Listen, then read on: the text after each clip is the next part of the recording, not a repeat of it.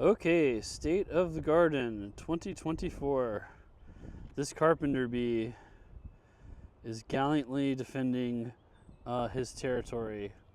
He lives under this, those are all their little holes down there.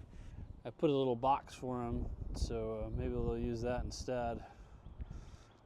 He will charge my car as I'm backing out of the driveway. All right, so this is a new bed, and I got 120 bulbs to put in this bed. And long term, I'm going to put a bunch of shrubs in here. I'm going to put a crepe myrtle tree, some maybe like a really big loropetalum, some more shrubs. I discovered last year that zinnias work here because there's a lot of sunlight here. So it's really my only sunny spot. And so I've put a bunch of gladiolus and dahlias and other summer late blooming bulbs. I bought a bunch of kits, and I'll spend the rest of the afternoon pumping those full of bulbs. And then when I have money for shrubs, I'll just put the shrubs right on top of them. But what I did was a layer of compost and then a layer of wood chips. Maybe not as deep as I should have, but that's what I did. Eventually I'll put a fence here and do the same thing on the front and the back of it to just establish more beds. But that's one step at a time. So we'll see how it plays out. This little bed's okay. These little pansies are fine. All these sedums are fine. The wisteria is starting to come back. Look at that bee, attack bee. Look at this fellow over here. This guy came with the house. I've never really done anything except mulch and fertilize him. But he's pretty. He's just all blooms. That's a pretty azalea. I've got this red one here. All my azaleas are just random colors, and it's kind of annoying, but maybe one day I'll move them and like put established colors in or something. I don't know. Little bee back there.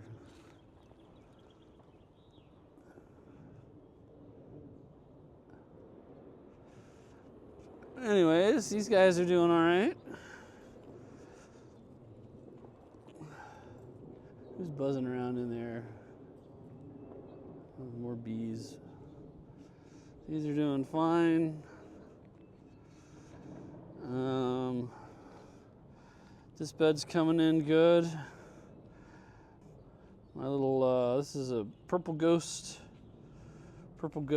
Japanese maple.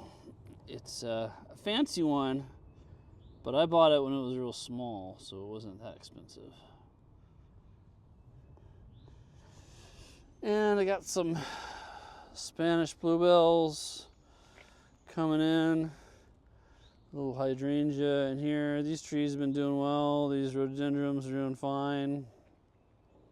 It was not my plan to mulch this entire area, but I had a lot of extra mulch.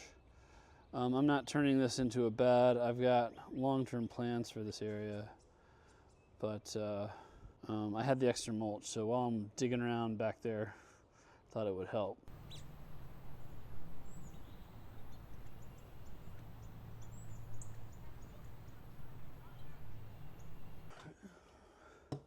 It's sort of a mess right now, but Bonnie got me this potting table, and it's pretty nice. I can just keep my tools in here, and I got a bunch of perlite and various soils and whatnot in there. Especially good because we're doing so many house plants, indoor plants. And if you want to work on something, you want to work on a seed tray, you know, you got a place to stand and you can work on all that. And it's nice. It's just a nice little workstation for outdoors. I can just come in here and grab a tool and do something real quick, and then walk away. I don't have to like dig around in the shed, or it's a mess. It's a real big mess right now. But that's because I'm doing a bunch of stuff. Once things calm down a little bit, it's be a little more organized. So that's been a lot of fun. It's been a good addition to the yard.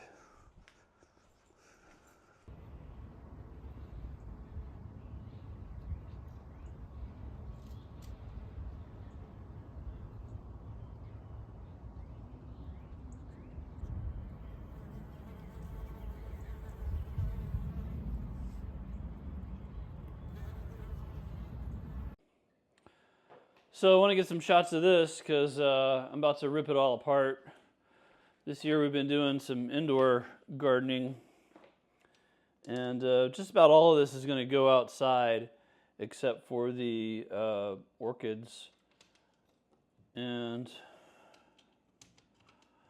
I think last year I had some beginner's luck with seed trays, and this year's not going quite as well. But what I did do this year that's gone well is bring a lot of outdoor plants indoors. Yeah, let's take a look at all this. All right, so up here are a couple of the better Coleus plants I brought in, and a couple of these red plants. I don't know what they're called. This worked. Bringing in, they don't look great, but bringing in the better Coleus in pots, they survive okay indoors. What didn't work is this thing here. The idea is you just cut the stem of the ones you want to redo and keep them in water. And I probably started with about, maybe 50 of those, and there's 2 left. So that didn't work out very well. The Coleus are great for my garden, and we'll definitely be doing them again. Moving down, here's another Coleus back here. It makes a really nice house plant, especially in the wintertime. It does real well. This is a astebal that I just started a couple weeks ago. I bought at Lidl, and I've got several of them here that I started here in my little greenhouse thing. They'll go outside pretty quick here. This is a Persian shield that it's sold as an annual, and it also did pretty darn well, at least in this greenhouse, even flowered. It makes a nice indoor plant during the wintertime. This is not looking great. This is just a hibiscus plant that Bonnie picked out. I didn't want it, but I've got lots of pictures of it with blooms on it.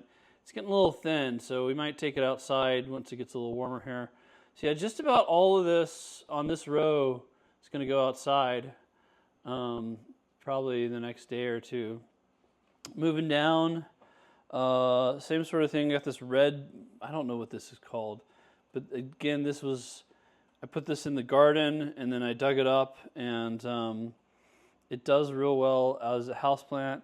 These ferns have been in this greenhouse for a little over a year now. I'm kind of sick of them, so I'm going to bury them out in the yard.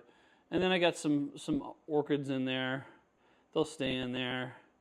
And then moving down, this is, I think, the first seed tray I started this year. These are celotias, right? I think they're called celotias.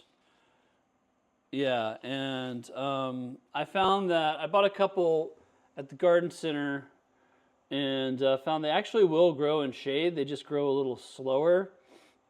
And so I did seeds last year. They did real well.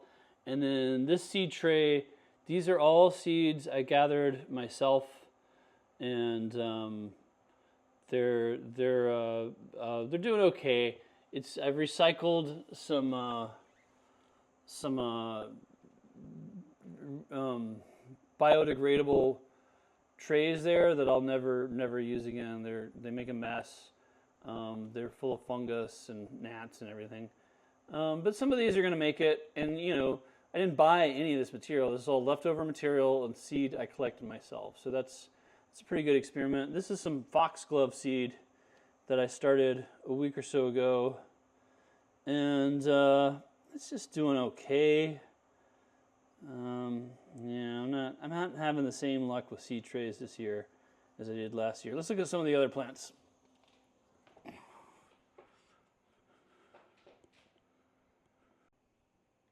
So these shelves have been a lot of fun. Sarah got them for me for Christmas, and I had intended for them to go downstairs, but it was such a nice piece of furniture, we brought it up here. Here's some of the better looking Colossus plants. They'll go outside. And this is a house plant. There's an orchid that's going to stay in here. There's another one of those steeples down here, one of those red plants. So these are impatients I did from seeds, and again, they're seeds I collected myself, and they didn't do so great. They came out so stringy, and maybe one or two are going to make it, but that's about it. But it was kind of an experiment, and seems to be working out fine. Or not working out fine. It is what it is.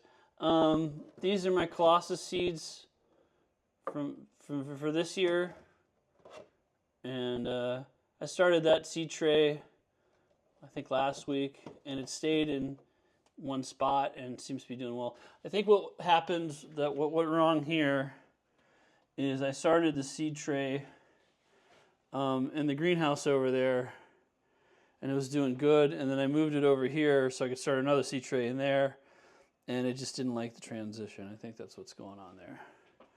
So yeah, everything but like 3 of those plants are going to go outside, and that's what's going on plant-wise over here.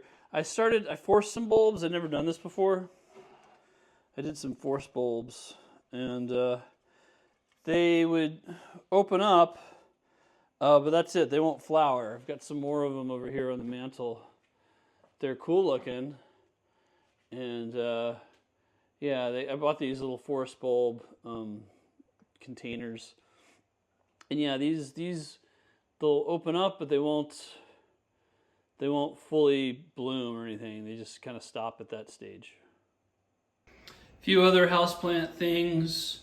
Here's another Colossus, and this is a little pink plant that makes a nice house plant. I forgot what it's called. Polka dot plant, I think. And then I got all my little friendship plant, money plants, whatever they're called. Everyone has a different name for them. This is I think called Taurus. I might have that wrong. It's sold as an annual. We had 3 of them last year, and I kept 2 indoors, and they did really well indoors. So they do great in the shade. They get lots of purple blooms, and they're just all around a nice plant for my yard.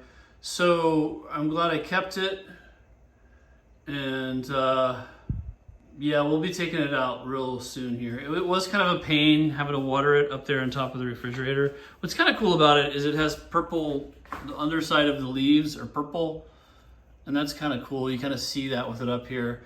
It just kind of survived. It didn't thrive indoors. It did flower at one point. But yeah, it's just sort of surviving. But it's one worth bringing indoors because it will bloom. You'll get multiple blooms out of it during the year. And then another of these, I think they're called beet plants or whatever these red things are. They work out pretty good indoors, and that one will go outside too. And that's kind of it. I got Uncle Larry gave us that orchid, and got an orchid over here. It was a big year for indoor gardening. It's kind of fun for me when I come home late at night and I can't go out in the garden and do anything, but I can come inside and piddle with these plants and do some stuff. We bought some more shelves downstairs so I can do even more seed trays. And I just really enjoy the seed trays. It's even when they are a failure like this, there's just something really. All of these guys, you know, I grew all these from seed, so not all of them, but a lot of them. So, all right, that's it for indoor plants.